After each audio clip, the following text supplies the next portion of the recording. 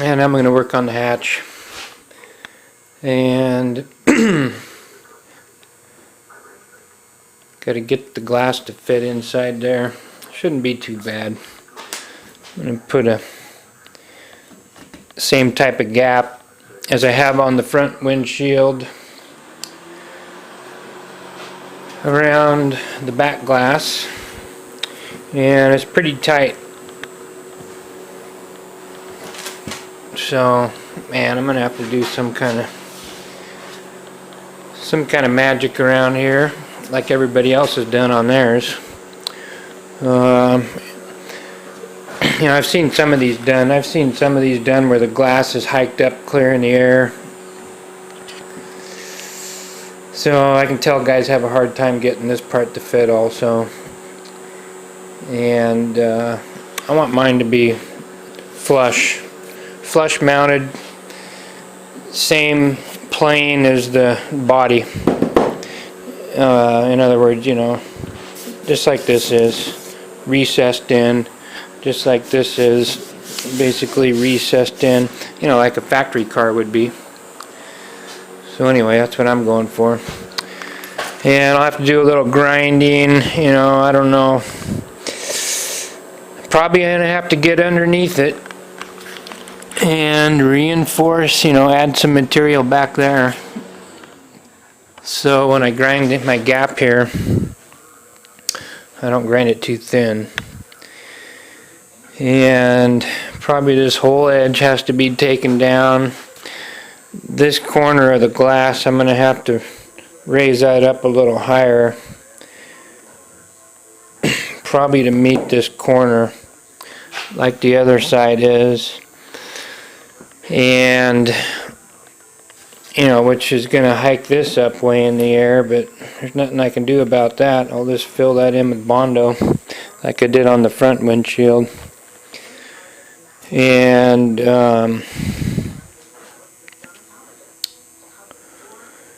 yeah, so I don't want to grind that down, so I'll lift the glass up. And then this is just a really weird spot back there, but that's all going to be changed anyway when I put this scoop on there, so that part doesn't bug me too much back there. And then when I open the hatch up here,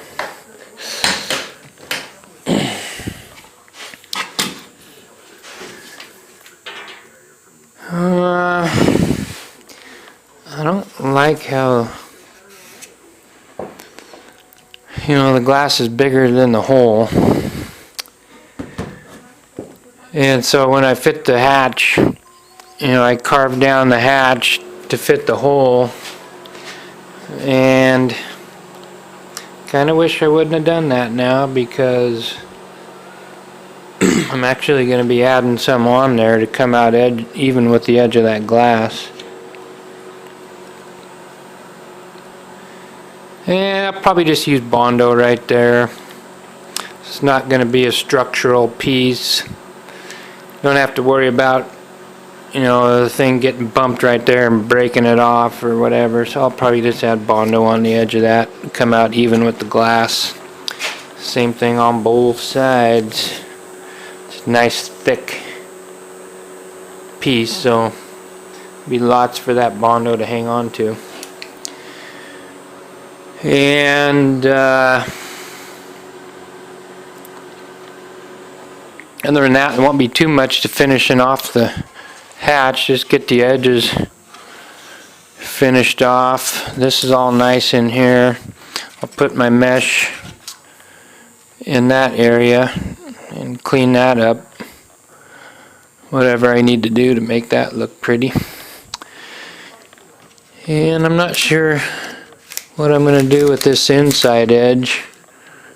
I don't know if there's a piece of trim that goes around there. Probably not, so you know, I'll square up that edge, round it off, make it look pretty like the outside edge here, and that should be okay. And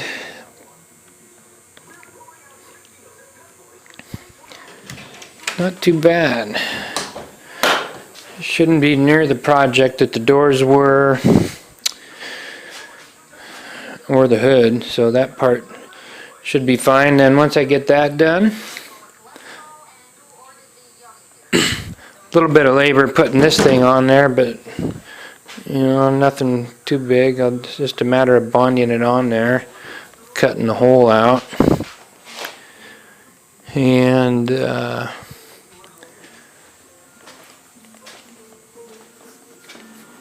I got the rear end.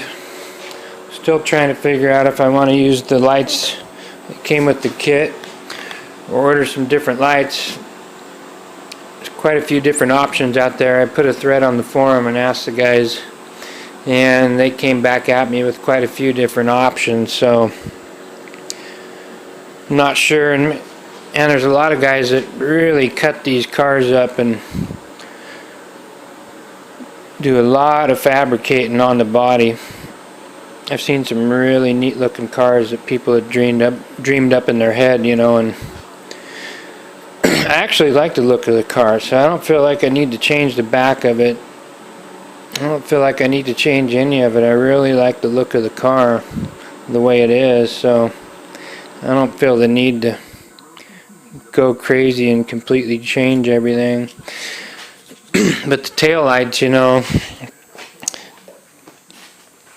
it looks like an old-fashioned tail light, so I'm kind of wanting to find something more modern, LED or something to fit in those holes. And that'll probably be the last bit of fabricating I'm going to do besides getting the hatch on there. And the rest is just Bondo work, cutting out the holes for the vents, putting the screens in there, and the rest of that Bondo work will go really quick, so I'm getting excited. Oh, and I gotta fit the sheet metal back here also, which isn't too big a deal. I'll get that part done. And yay, starting to get excited because after that's done, it's time to start building the chassis. And look what I got underneath this blanket. Little dusty, but she's brand new. It's only got 200 miles on it. That's an LS2 motor out of I can't remember now, a 2001, 2002 Corvette, and I saw the Carfax. The person bought the car something like 16 days later with 200 miles on it. The car's totaled. And I'm wondering if the people died because the car sat in litigation for all those years since 2002, and I bought it just last year with only 200 miles on it. 400 horsepower, 10.91 compression. It's freaking awesome. I got custom made harness. You know, the guy got it from Corvette Recycling. They'd promised the harness with the motor.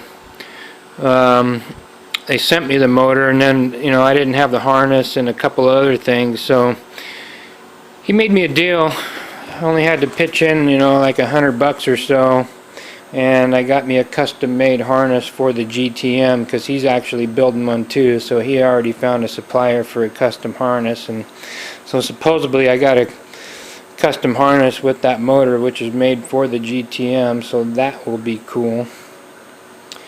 And I'm going to go ahead and use the AC. I wasn't gonna, but now I think I will, because I have the ISA system which I'm going to put in there, you know, with the touch screen and all that, and part of it has an environmental controller with the Vintage Air system, so I'm going to have climate control with AC and heat in this thing, so that's going to be neat. I got traction control, that's right here.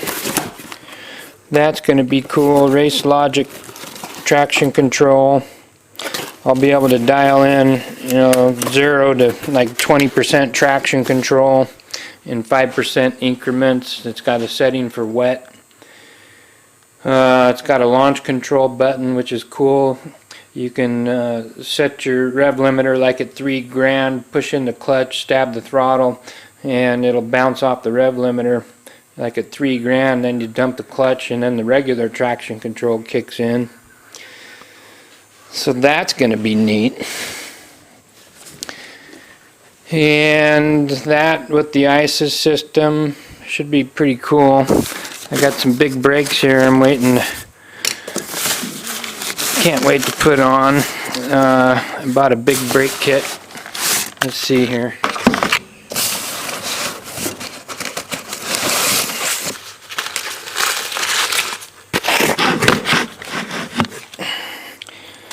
These things are huge. That's the rear brake. The front one's a little bit bigger. And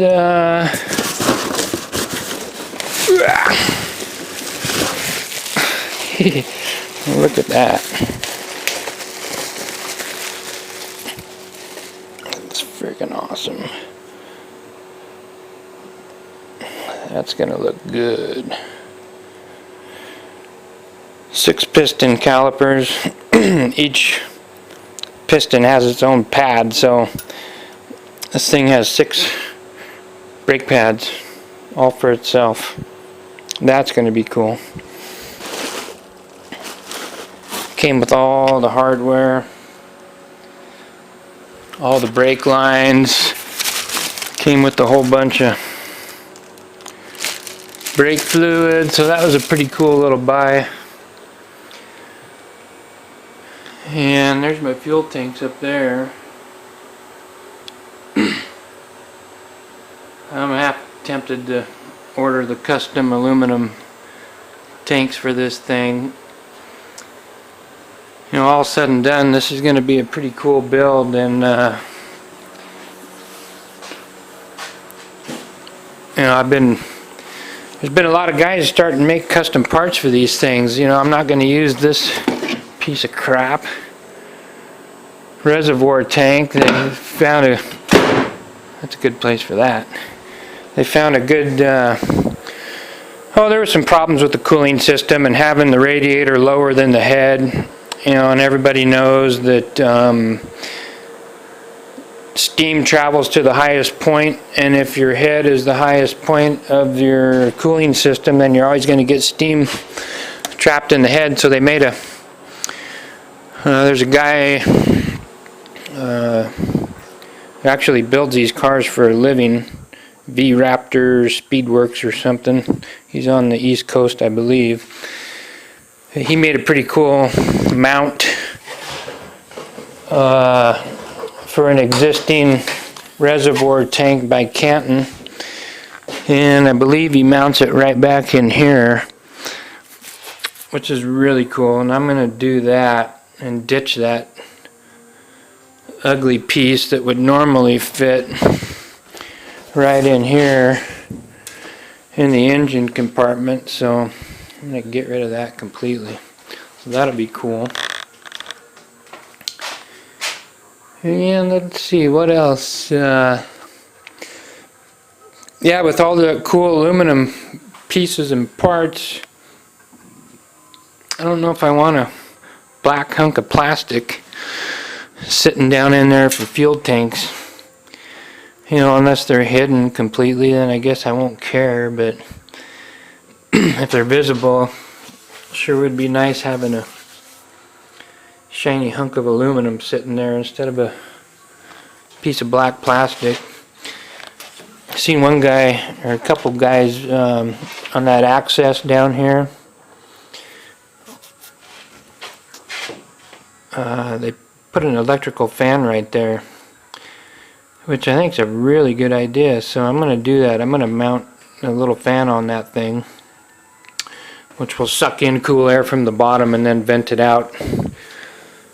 The vents, there's going to be a vent here, vent there, vents back here, and also this roof scoop will act as a vent when you're sitting still. Hot air will vent out of there. So that's going to be a good idea, just in case we have cooling problems inside this compartment here. With that fan, there will not be any problems, so that'll be good.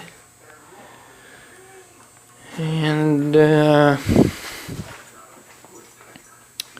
about it. I got my wheels. I could show you. These are from the factory 5. They're cool wheels. I'm going to powder coat them black.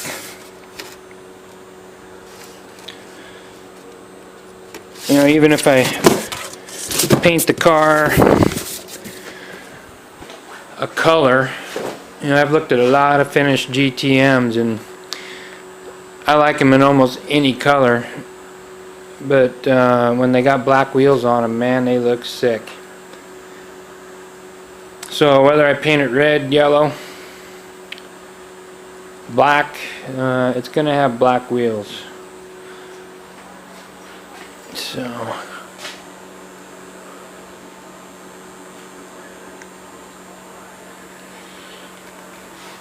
and then I got to worry about getting a transmission. A company named Mandiola made a box for this thing. There's been a few guys that ordered the first ones, and finally some guys are finally starting to get some and putting them in their cars. So hopefully once they get through the growing pains of developing this transmission, they'll start taking new orders, because you know, if I get to the point where I got this thing done and I'm waiting on a transmission, I'm not going to wait on Mandiola to figure it out. I'll end up going with the Porsche transmission, which everybody else has used before they developed that new one. So we'll see what happens.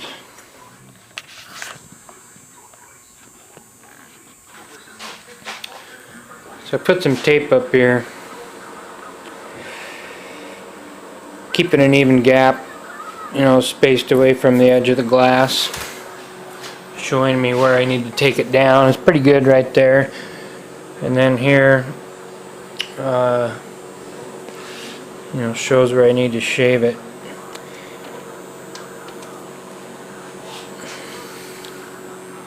And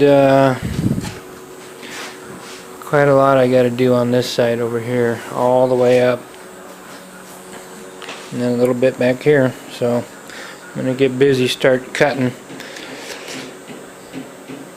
It's pretty much a given. I'm going to have to get from underneath it, add some material back on from the back side, because who knows, that's quite a bit right there, and I'll probably see air. I'll probably grind through the other side by the time I'm done. And you know, this is angled kind of in, and I want it to go down, so I'll be digging into that quite a bit down in there, which I'm sure I'll go through on that part, as well as here. I'm sure I'll go through down here, so there'll be a couple spots I'll have to repair. And I started doing some grinding, getting that cut back, and you know, I'm already going through, which I knew I would, the glass. The problem is, if I grind all the way down that lip, I'm going to have this piece flopping in the wind, and I don't want it to be. I want that to stay there, so I'm going to stop grinding. I did this side.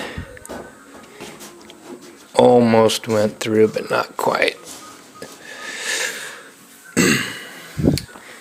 So yeah, I'm going to stop right there and go ahead and get underneath this thing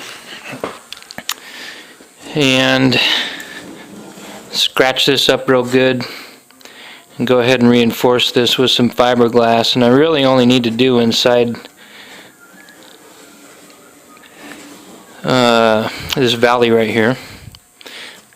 The bottom part, you know, it's still got some good thickness to it, so I'm only concerned about filling up this valley. giving that a little bit of support there. So yeah, I'm going to do that first, and then I can go nuts and do all the grinding I want. Get that done.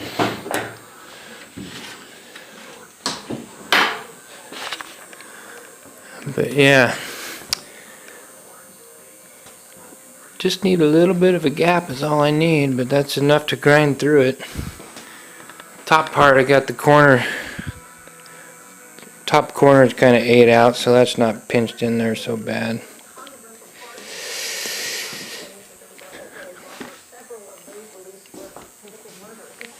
Ground this edge down, you know, so that gap's pretty uniform all the way.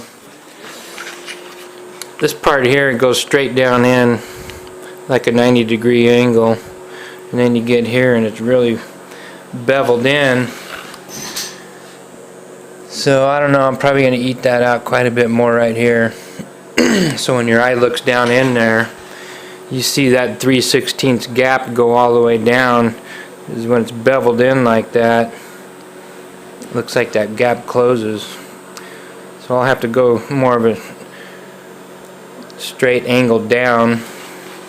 And I'll leave the bevel a little bit on each side because it'll be the same when you're looking at it. But I want you know, your eyeball to see a 3/16 gap when you look down there, even all the way. So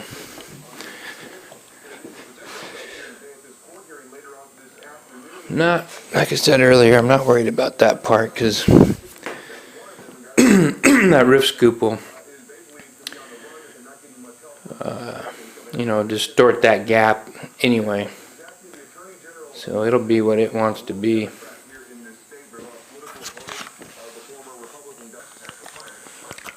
And there's what it looks like after I got that in there.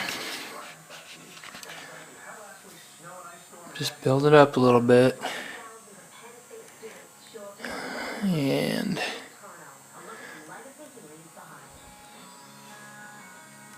should be enough. I got the edge ground down a little bit, so got a pretty even gap all the way around.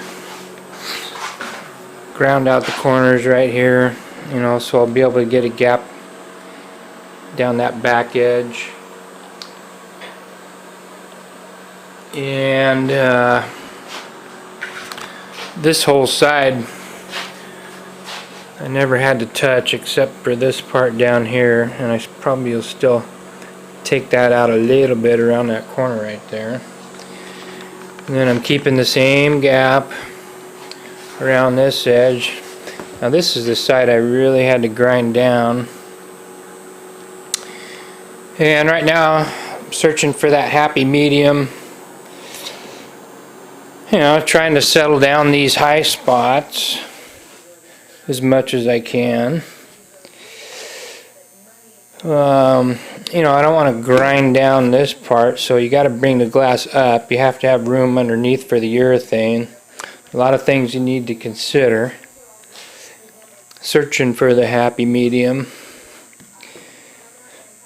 So, you know, I at least got to bring the glass up at some points, and adding Bondo is going to be my first choice rather than grinding that down and changing the whole, you know, rest of the shape of the car. So I'll bring some Bondo out here. Nobody will ever know. It's got to be Bondo here anyway because of these seams.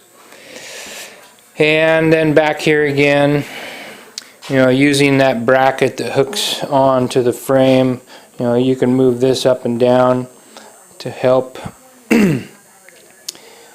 Yeah, I wish I could get it a little better, but I've been moving things around for quite a while now, and that's about as close as I'm going to get.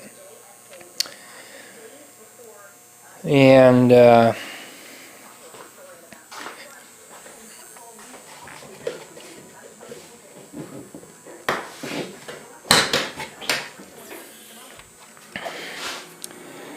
you know, I want to keep that seal under there, so I'm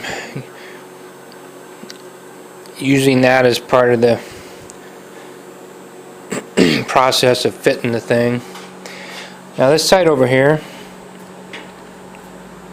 couldn't get to stand up high enough. It was wanting to stay real low, and you know, I could adjust this, I could do a lot of things. I just couldn't get this corner to stay up with everything else sitting the way I wanted. So what I did, I'm going to sneak a piece of wire,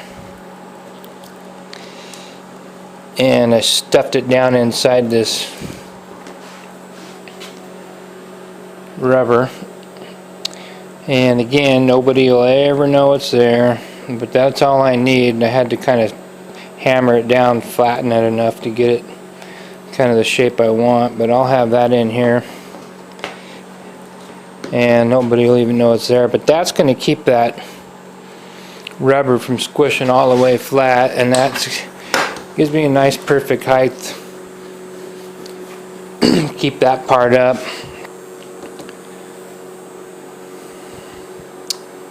So I think I'm gonna go for it. It is what it is. It's time to start grinding and doing some mud work and getting this part done. I still haven't cleaned up this edge yet. That'll be one of the last things I do, I imagine. And I don't know if you can see it in this video. Let me move around here. I'm trying to show you there are some stress cracks right here. One that goes all the way over here, one here, and one here. There's 3 of those stress cracks right there. You got to be looking for those. You certainly don't want to mud over these stress cracks, because you know, Bondo will cover them up, but 2 months after you get the car painted and you're driving it around, all of a sudden you're going to see cracks show back up right through here. They will go through. They will come through eventually. So I'm going to have to grind that down and put some fiberglass in there, which is no big deal. That's how you got to fix those stress cracks. You can't put Bondo over them. You know, and there's lots of scratches all over the car from rubbing things on it, and you got to be able to tell the difference between a scratch and a stress crack. It's pretty easy to see it, but anyways, watch out for that. So yeah, I think I'm going to get busy, start doing some Bondo work, call it good. I can only sit and look at this for so long. It starts driving you nuts. You got to do something. And I want to stop for a second. Say thank you to Factory 5. You know, looking through my kit, trying to get my windshield wiper set up for the hood.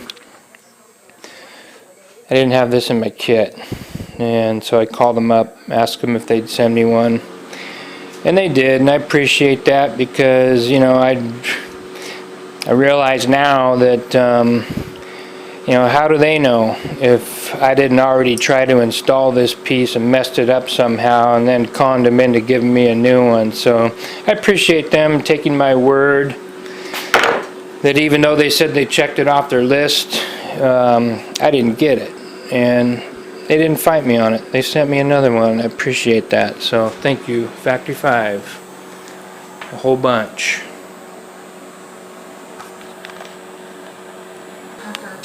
So I'm starting to get this Bondoed up. Thought I'd point this out. Yeah, at first I thought I could just block down these seams, but I think it's important that those things get ground down. You're going to find a lot of voids, and if all you're doing is blocking her down, boy, I'd be afraid of finding a real, you know, a big old void that's going to break through the years. So I would grind that down real good and make sure you're down into some nice solid meat, and then just use Bondo to fill it up. And you know, I was talking about how important it was to you know, finish the panel all as one piece, like I was doing on the fender up there on the hood. But when you're roughing stuff in like I am, I mean, not happy about it, but piling up the Bondo so thick here, you can't do that in one shot. So that's when you want to piece it at a time and put down one layer, knock it off with some really coarse grit paper. Don't spend a lot of time trying to block it flat and smooth. Just get her knocked down, dump some more on there, and then once you get it half-assed, flat and smooth, that's when you want to take some more Bondo, which I'm not there yet, and coat the whole thing, knock it down with 40 grit, and then switch to 80 right before you're down all the way. And then you can put your glaze coat on, but doing it piece by piece when you're trying to shape something is, anyways, that's where I'm at right now. And then but that's looking better already, how that sits flush in there with the glass. It's gonna look nice. And I'll start working on the rest of that here while I'm waiting for my mud to dry. Making a little bit of progress. Got this side pretty much ready for a glaze coat. Flattened down pretty good. Took a couple of pours and a Bondo, and we get it down with 40 grit, and then right before you're ready to go down on the last one, switch to 80. Smooth that off. Getting this side tucked in, looking good. And this is what I use to get my gap. This Bondo spreader here, and you can start with the thin edge and get it down in there. Just keep your sandpaper away from the glass, of course. And then I switch over to the thick end, and that's just about a perfect 3/16 gap by the time you fit a piece of sandpaper in there with the edge of that spreader. And then you just work that all the way down against your edge of the glass or against the edge of the door, or whatever. And it ends up giving you a pretty nice uniform gap. It follows the contour. And getting a little closer, I had to take the glass out because I'm getting ready to fine tune the thing. Got it all roughed in pretty good. About time. I'll put some Bondo inside the edges here, get those edged off, and fine tune this line a little bit better on both sides. I'm going to put a little bit of Bondo over the top of that, get that flat. And I've got these gaps all set up. Edges rounded off nicely. And then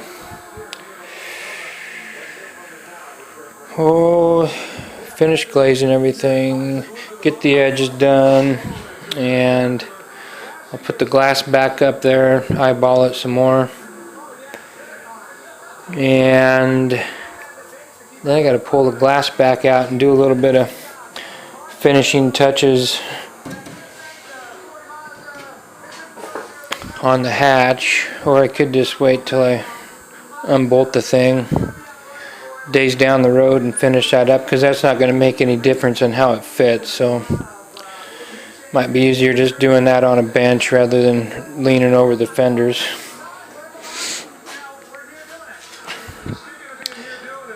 But it's getting close, and I'm getting more excited because that's about the last of the fitting to do. And I'll get that hood scoop on, and the rest of it's just mud work, I imagine. I did find some different tail lights that I ordered up, and hopefully that works out, because that might be kind of cool. We'll see what happens. Yeah, I finally got that shaped in there. premier racing circuits in the Tired, done for the night. I love the when they extended. It's pretty good. I got nice even gaps. Really a very technical course because you had All the way around. Stop short up here where I'm going to put the roof scoop. I'll worry about that later. And you know, so I got a nice even gap all the way around. And the glass sits in there flush with the body, which is going to mount the front windshield, you know, and the quarter glasses, so it's all going to match as far as the look. And yeah, I put a glaze coat on here. See all the different colors? You know, probably not good enough. Probably going to have to put another glaze coat on that. When you break through in that many spots, it's probably not quite good enough, although it feels real nice. But I think I'm going to go ahead and put a real thin coat on there and make sure I get that in good shape. So anyway, good enough to move on for now. And start worrying about that roof scoop, get that done. Yeah, there's not much left of the tires, but it sounds cool. You hear it on TV.